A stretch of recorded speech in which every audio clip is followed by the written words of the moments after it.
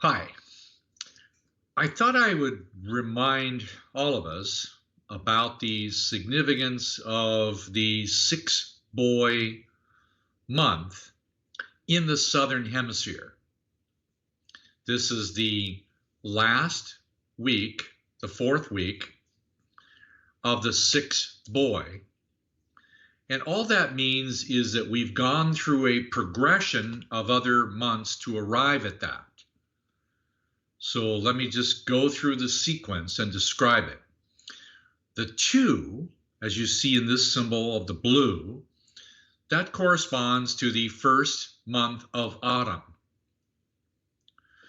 The pink corresponds to the second month of autumn, and the white to the third month of autumn. These three grandmothers from the mother's side of the family are married to the three grandfathers on the mother's side of the family. We label them as 1, 3, and 5. These six in the shadowed area of the dark are feminine and come from the mother's side of the family. Our long-term goal is to acknowledge, appreciate, build, fortify, feel, experience, and gain the soul-based wisdom about each one of them and their corresponding relationships. Now, right here where the blue meets the red is basically the equinox. This is where the mother's family meets the father's family. Let me turn this slightly the other way. And in this position, this corresponds to the experience of fire, power. It looks something like this in the physical body because this corresponds to the blood in some way. That's the fire that comes out of the bones. That is the mechanism of personal passion in the physical body, corresponding to the link of your soul into the physical body. The correspondence is in the blood. Symbolically, this fire-oriented world of the very first month of spring also has a feeling somewhat like this. It has the feeling of wild horses in motion. Now, all of us, we have fire in us like this. We have power in us like this. I like this picture because they're running on water. Some scene on a beach somewhere. I just think it's beautiful photography. We have powerful wild horses in our blood, capable of being able to bring the vitality of spring. Now that spring is the mobilization of everything that was in the mother's family being materialized into the matter of the outer world. Okay, let me just explain that in a slightly different way. I'll put this picture back up again. This is the mother's family feeling, feeling, and feeling, connected to feeling, feeling, and feeling. And we're unifying this with intention, purpose, sincerity, practice, using cycles and seasons of the hours of the day. You could do the same sequence in the hours of the day or the months of the year, and it comes to that point creating fire. Now, I like this one over here just slightly better because this is closer to the reality of it. This is an actual picture of the sun. This is an actual picture of a drop of water superimposed graphically. That is what you made in your mother's family. Yes, it's not going to be consumed by the sun itself. This is the feeling experience of you intentionally desiring to occupy your own feeling of who you are as it was materialized on your mother's side of the family. Now it's given into the fire of spring, the first month of fire in the blood, and now starts to materialize into matter And everybody loves spring. The first month of spring, all the flowers come. The grass starts to grow. The leaves on the branches start to arrive. You have your second month of spring, and that's called basically the four boy function. And the two boy and the four boy, they meet together and they produce this fire in here. This is a fire inside the bones. Now, part of this process is, just to help you recognize this is also a number one girl. Fire in the bones, created by your personal choice to want to grow. Fire in your own bones. It's a grandmother. It happens to be your father's mother. On your father's side of the family, there are three grandmothers. First one, your father's mother, corresponding to the bones. Your father's father's mother, corresponding to the neuromuscular system and the capacity to be able to hold the body together. And the other woman on your father's side, your father's mother's mother, corresponding to the immune system that basically unifies the entirety of the human body and extends the influence of that human body out into the world through compassion. It's a lot to consider for a moment on your father's side of the family. But the 6-boy month, let me go back to the original graphic. If we take you to the 6-boy month, it looks a bit like this. Remember, fire, fire in the belly, fire in the bones, fire in the blood. Goes into fire in the heart, friendship, celebration, cooperation, group dynamics.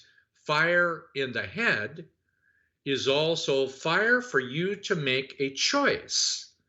This is the 6-boy function, and it's larger in its size because it's larger in its diameter of inclusiveness. The first one is you, your personal fire. The second one is a group, usually a group of associates and friends that you work together with. The last one combines all of the power of the masculinity. Now, what is the greatest use of masculinity?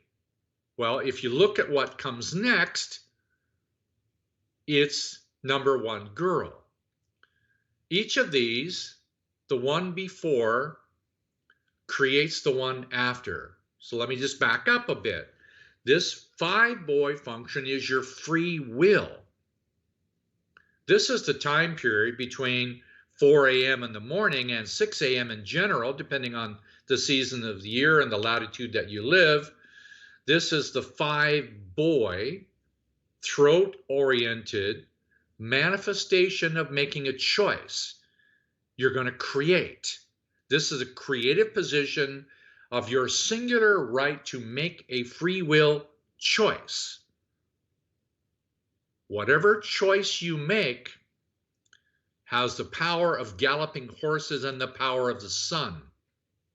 So what you choose to set in motion ideally would have a unification of friends in the heart, which means genuinely the willingness to share, to give and receive, and to build with each other into a larger manifestation of what comes out to be your power expressed by you.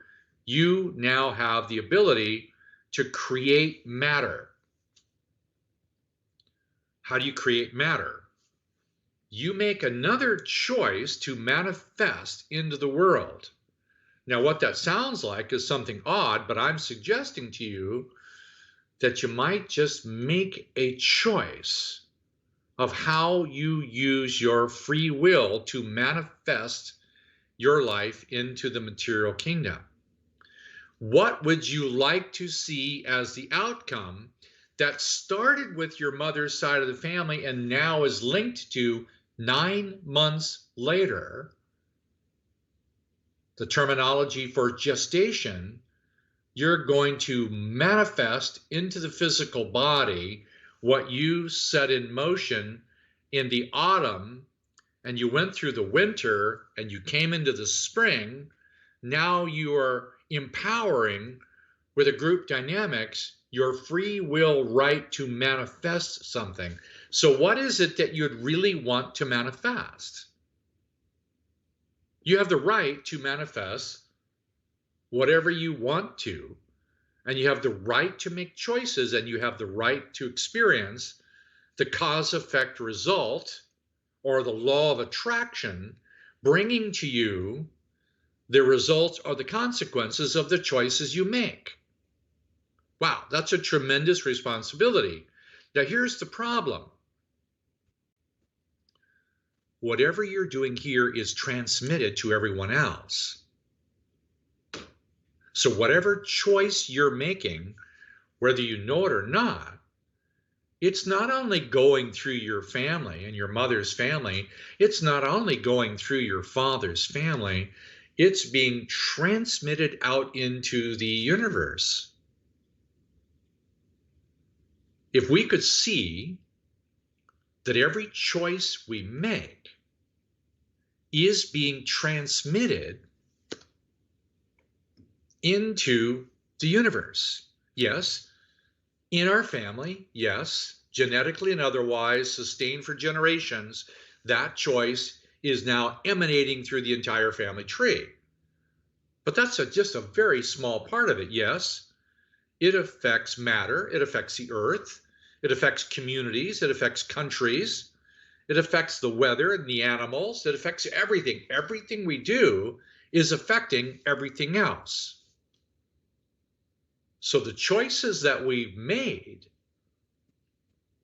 they are transmitted not only into the visible spectrum of light, but into the invisible spectrum of light called the spirit body or the spirit world. Our choices are affecting the spirit world. And oh, by the way, they're also creating the world where we will live.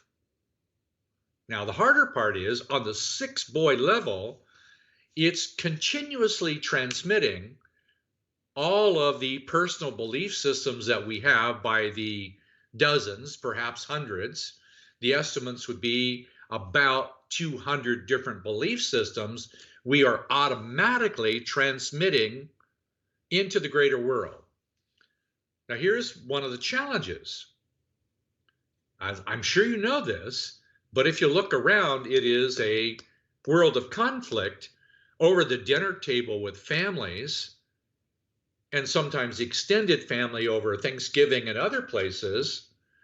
We're in a world of ongoing conflict of country to country and different parts, and us versus them all the way through. We're doing us versus them. Us, trust no one. The elites are out to use you, get you. The spirits, the Anunnakis, the aliens, that you name them, there is a cabal. The us versus them. If we participate in that, it's what we are transmitting to the universe.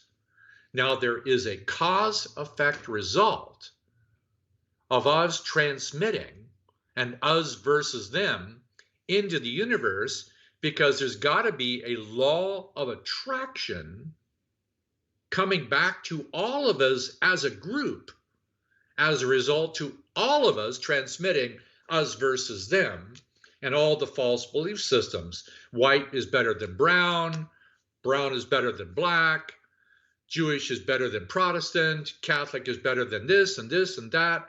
All of the many, many false belief systems that we hold, men, women, all of these things we are transmitting all the time. That's the challenging part. So if I'm going to engage in an attitude of us versus them, and oh, by the way, it's true. There is an us versus them in all of this. There's an us versus them on both sides of the family tree, and an us versus them going back thousands, tens of thousands of years. There is an us versus them. When the magnitude of the number of people or souls reaches a specific threshold, the magnitude of the power coming back to us is going to hit us. It's that simple. So the estimates are, in science, since the beginning of known human beings on Earth, there is an approximate number of 60 billion souls that have incarnated on Earth. The estimates go from 60 billion to 120 billion. All that means, if you add up all the numbers of souls who've ever incarnated, it's approximately 60 billion. And right now, the number of souls on the Earth at 8 billion, in combination with the 60 billion that have already incarnated, we're now creating the likelihood of a law of attraction giving us a mass extinction event sooner or later, because the more we do this violent abuse of each other and we transmit that into the universe, we end up with not only our own physiological responses to that in our brain, nervous system, immune system function, our blood system. Yes, we do this to ourselves, and we do it collectively to everyone on Earth. Now, you know, and I know, that were there to be just a few little errors of decision making, violence and nuclear war could, in a matter of months, kill everyone on Earth. Yes, they can do that. One little misstep can create a solar flare out of the sun to basically wipe out life on Earth. Who do you think's causing the earthquakes and volcanoes on Earth? We are. Who's causing pandemics? We are. Who's causing death and suffering and violence throughout the entirety of the physical dimension? We are. Right here at Sixth Boy is really one of the places designed to be able to create something new. I know it's a difficult subject, but you have to ask yourself, how many times have you transmitted in your lifetime that you know of some form of damaging expression in feeling or attitude or belief system, spoken or unspoken, demonstrated or not demonstrated? Even if you have a private feeling and you don't express it to anyone, you're still transmitting. How many times have we damaged anybody else? I have, in ignorant ways, throughout my entire life. I've transmitted and I've continued many of the belief systems I got from my Christian-oriented mother, and I've got a lot of the attitudes from my race-hating father, and I've transmitted all those, knowingly or unknowingly, all the way back to the Civil War and back to hundreds and hundreds of years ago. I'm still transmitting the unresolved emotions from my family tree into society, and I'm the one causing the bombs to fall. Who's participating in the war in Ukraine? I am. We all are. Who's creating it? I am. We all are.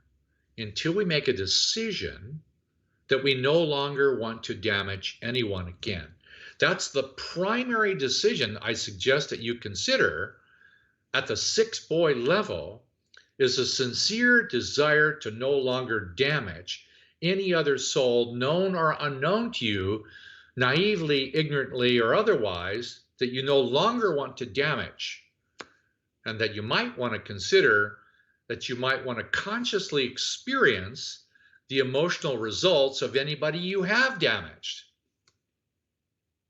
That's a lot to consider. Do you really want to experience the emotional pain of all the people that you've ever damaged, known or unknown to you, in your family, in the country of your origin, or where you live now, or on the globe? Have we all damaged each other by our greed, power, politics, religion functions? Yes. Is it growing into a higher magnitude? Yes. Can you see how it starts out with a mother and father, or parent and child, a family one, that goes into a community one, that goes into a country one, that goes into a global one, that goes into a larger one, or a larger one, and a religious one, and so on, that we're all engaged in transmitting that. That's the function of the sixth boy. If you want to produce a new stem cell in your own bones through your one girl, you can.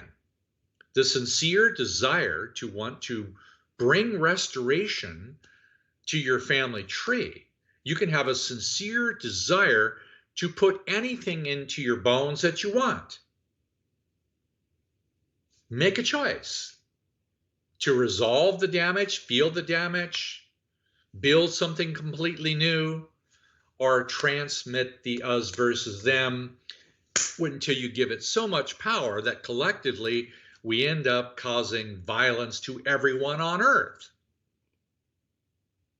That's kind of the problem with where we are, is that we are creating the difficulty.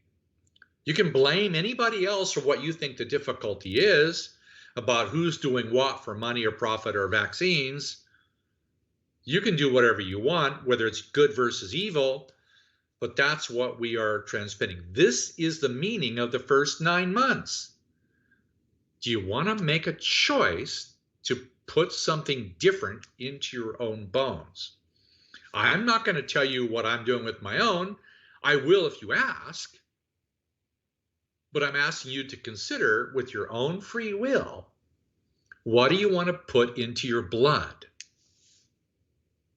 Your literal blood, which comes out of your literal bones.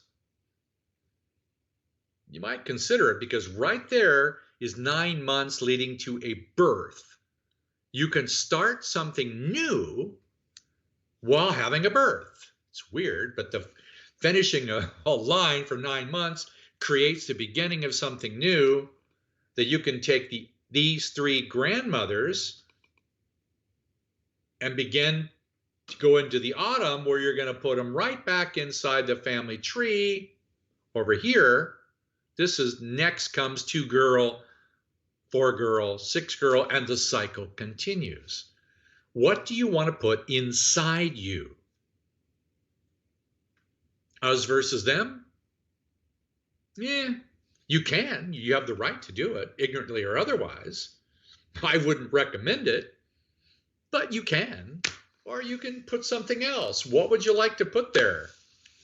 Occasionally I have some recommendations, and many of you have seen this picture that just happens to be somebody I adore. You can put this there if you want. The innocence of a child. What would you choose to put inside your own bones? Or you might want to put this. You've seen this one before. You could do this if you want. You have unlimited choices. Now, if you want to make this really, really powerful, find a friend and do it together. Oh, if you want to make it more powerful, find 2 friends and do it together. Oh, if you really want to make it more powerful, find 4 or 8 friends to do it with you. If 12 friends, 12's good, 14's better, but if you want to do that better, you can make a choice. You don't have to make the choice alone. You can choose to do it for very sacred personal reasons. Yes, and then you could do the whole thing with the power of 10,000 horses if you want. Okay, that's enough for today. You get me all wound up, and then I'll come and say something else. Go ride a horse. See you soon.